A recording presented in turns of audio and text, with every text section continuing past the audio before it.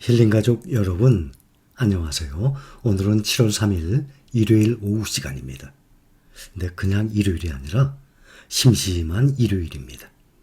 오늘은 반도체 시장에 대해서, 앞으로 반도체 업황에 대해서 한번 봅시다. 삼성전자 들고 있는 분들 참 많이 계시죠? 아마 국내 종목 중엔 당연히 삼성전자 1등으로 가장 많이 보유하고 계실 겁니다.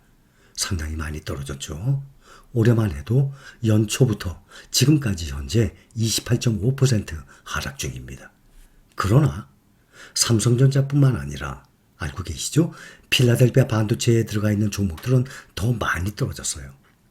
또 특히 파운드리 1등, 세계 1등이죠. TSMC. 지금 현재 연중에 40% 하락한 상태예요. 40%. 삼성전자는 28.5%. 파운드리 1위 기업입니다. 대만의 TSMC. 주요 고객은 1등이 애플이에요. 근데 애플을 비롯해서 미국의 이 필라델피아 반도체 이 종목들, 엔비디아, AMD, 브로드컴 대부분 팹리스 회사들이에요. 미국의 기술주들, 이 주요 고객들이 올해 하반기 반도체 주문량이 점점 줄어들고 있습니다. 그러니까 파운드리 1등 TSMC의 말이죠. 컴퓨터 시장과 스마트폰 시장의 수요 점점 줄어들고 있다고 말씀을 드렸죠.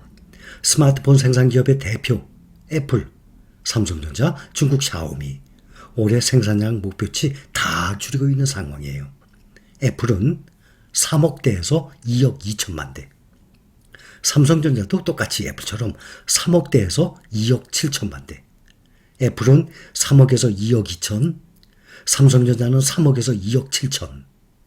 샤오미는 2억 대에서 1억 6천만 대를 목표량을 모두 하향 조정하고 있습니다. 지금 전 세계 반도체 업체들 삼성전자, SK하이닉스뿐만 아니라 필라델피아 반도체 이주들 거의 모두 지금 목표 주가가 하향 조정이 된 상태입니다. 스마트폰의 이 생산, 판매가 줄어들면 스마트폰에 들어가는 수많은 반도체 부품 얼마나 많습니까? 그 수요가 그만큼 비례적으로 떨어지기 때문 아닙니까? 인플레이션, 첫째가 지금 인플레이션이에요. 그 다음 중국 경제가 둔화되고 있다는 것.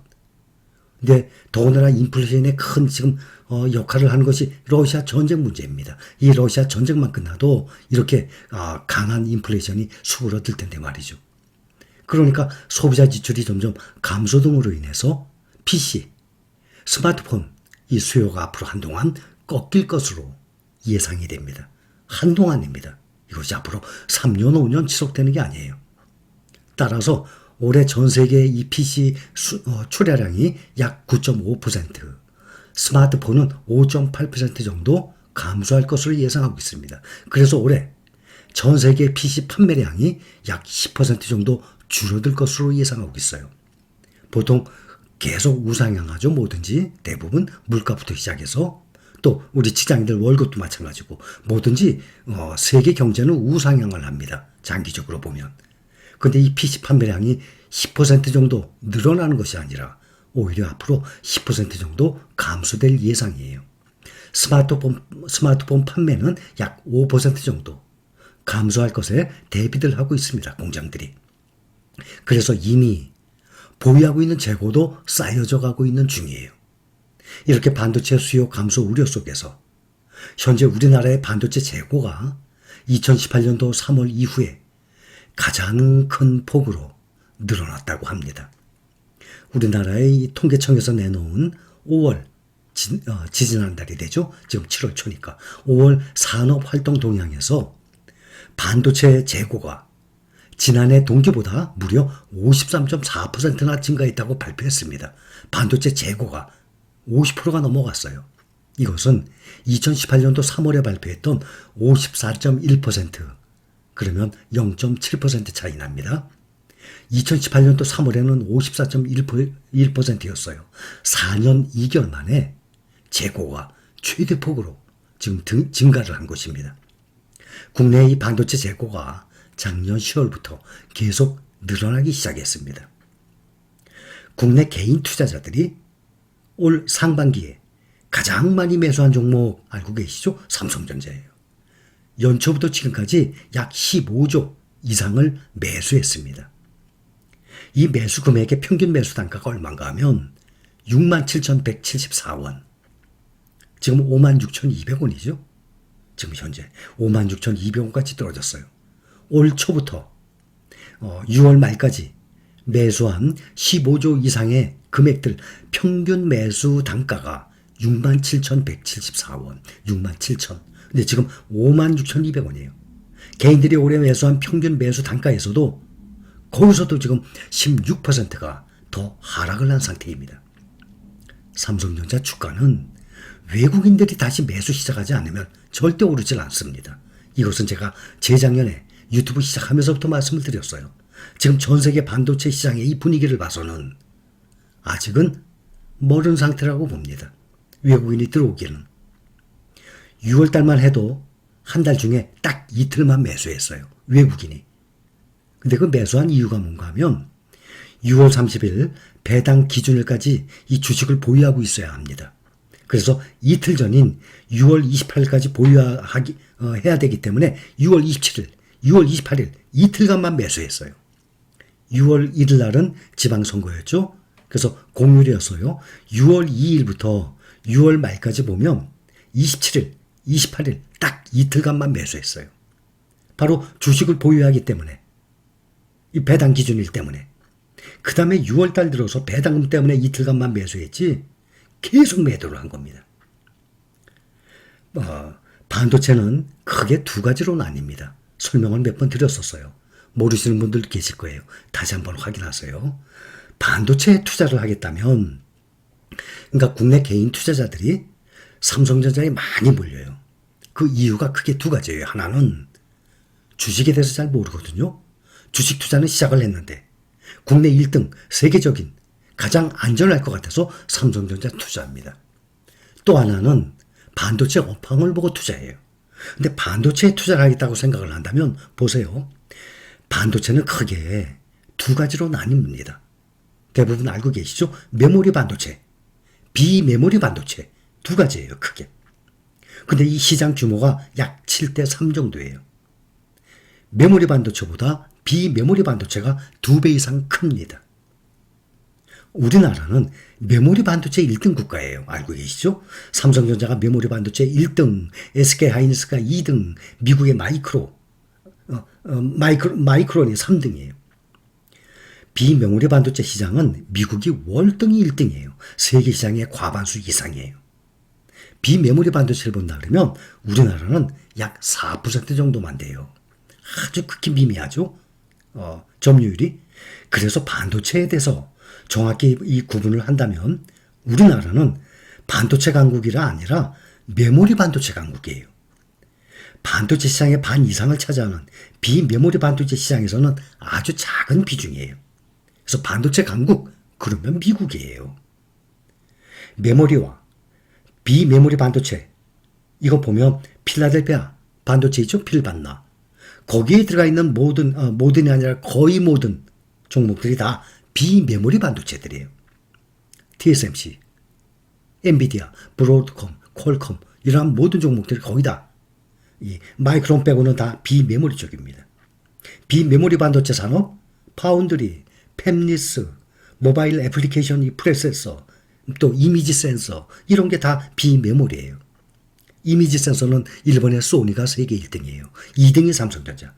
파운드리도 대만의 TSMC가 1등이고 삼성이 2등이에요. 팹리스 회사의 대표, 회로 설계를 하죠, 반도체. 애플, 엔비디아, 퀄컴, 브로드컴 이런 회사들. 또 모바일 애플리케이션 AP 이거의 대표가 브로드컴, 퀄컴이에요. 이런 것들이 다 비메모리 반도체예요. 그리고 중요한 것은 메모리 반도체 사업은 대규모의 설비 투자를 필요로 합니다. 그런 설비 투자가 계속 들어가야만 돼요. 그런 특성을 가지고 있는데 반면에 팹리스는 말 그대로 공장이 없다는 뜻이거든요. 팹리스. 그 팹리스 사업은 창의적인 회로 설계 능력 이것이 중요한 거예요. 그러니까 이 자동차 산업에 비유를 하잖아요. 그러면 자동차 만들기 위해서는 넓은 비싼 땅값이 얼마나 비쌉니까? 넓은 땅이 필요하죠. 또 만들면 또 선적을 해두고 재고 쌓아놔야 되잖아요. 자동차. 그럼 재고 쌓아놓을 이 땅도 얼마나 많이 필요합니까? 생산 공장 규모가 어마어마하게 클 거 아닙니까? 거기에 생산 설비 들어가죠. 또 생산을 하기엔 생산직 인력들 들어가죠.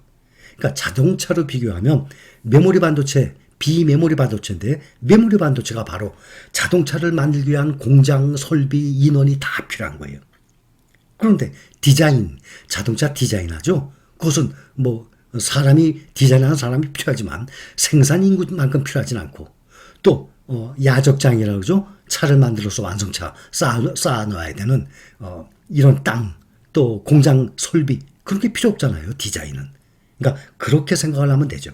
그래서 메모리와 비메모리의 차이가 있어요. 또 하나 중요한 것은 수익률 면입니다. 장사를 했는데 평균이에요. 100만 원의 매출을 올렸어요. 그러면 메모리 반도체는 20만 원 남아요.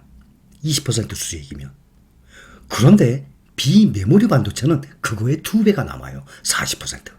안 되는 것도 있지만 평균적으로 말씀드려요. TSMC는 40%가 넘어가요.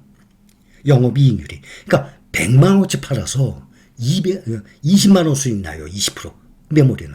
비메모리는 100만 원어치 팔면 그거의 2배. 40%. 40만 원이 남아요. 그러니 어느 장사가 더 남는 장사입니까?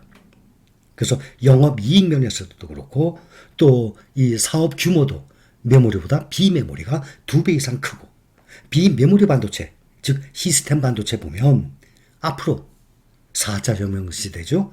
AI, 인공지능, 자율주행, 사물인터넷, 앞으로 전기차 시대 여기 성장성이 무궁무진합니다. 근데 메모리도 마찬가지지만 그중에 일부가 메모리라는 거예요. 이해를 다 하시죠? 전체 반도체 산업 중에 일부가 메모리가 있는 거예요. 수익률을 봅시다. 가장 중요한 것 아닙니까? 몇 변들 보셔서 아시죠? 5년, 10년 한번 비교해 봅시다. 삼성전자와 필라델피아 반도체 종목들과 5년으로 보면 삼성전자가 얼마 전만 해도 21%, 20%였는데 지금 며칠 만에 계속 떨어지니까 5년 수익률이 지금 17%로 떨어졌어요. 엔비디아 296%, 대만 TSMC 122%, 또 AMD 451%. 그러면 이거를 한꺼번에 묶어서 투자를 하는 SOXX 필반나 136%. 5년으로 보면 수익률을 쭉 보면 비교가 안 되죠. 근데 10년으로 보잖아요. 차이가 더 커져요. 누적 수익률 복리 효과예요. 만약에 삼성전자가 5년 동안에 17%면 10년이면 2배 하면 34%겠네. 아니에요. 134%가 돼요. 10년 동안에. 그러니 2배가 아니라 5년, 10년 그러면 기간은 2배지만 그럼 수익률도 2배입니까? 아니잖아요. 5년에 17%가 10년이니까 134%. 그러니 장은 오래 묵을수록 맛이 난다 그러죠? 주식 마찬가지예요. 그것이 누적 수익률, 복리 효과 때문에 그렇습니다. 5년에 만약에 10%다 수익이 그럼 10년에 20% 아니거든요. 그게 30, 40, 50%가 되거든요. 엔비디아가 5년에 296%인데 10년에는요 4103%예요. 10배가 넘어가죠. 기간으로는 2배인데 5년에 296%면 10년이면 한 600% 돼야 될 것 아닙니까? 그런데 4103%예요. TSMC는 5년에 122%인데 10년에 452%. AMD 5년에 451%가 1186%. 브로드컴은 10년에 1231%. 브로드컴은 5년 동안에 100%였어요. 그런데 100%가 200%가 아니라 1231%가 됩니다. 이것을 묶어서 투자하는 필반나 SOXX ETF는 5년 동안에 136%가 10년에 545%. 지금 이 모든 종목들이 얼마나 많이 떨어진 상태입니까? 엔비디아, AMD 다들 반토막 났준 종목들이에요. 지금 반토막 났는데도 불구하고 5년, 10년으로 보면 은행 이자와 비교가 됩니까? 아예 비교가 안 되죠. 그러니까 주식을 들고 있는 거예요. 그래서 주식에 장기 투자하는 겁니다. 그런데 아무 종목이나 아무 국내 개별 종목 아무거나 들고 10년 장기 투자합니까? 국내 종목들 10년간의 수익률 다 그동안 비교해서 보시지 않습니까? 그래서 반도체에 투자하겠다. 그러면 여러분 어디에 투자하는 게 낫습니까? 각자 판단해 보시기 바랍니다. 여기까지 감사합니다.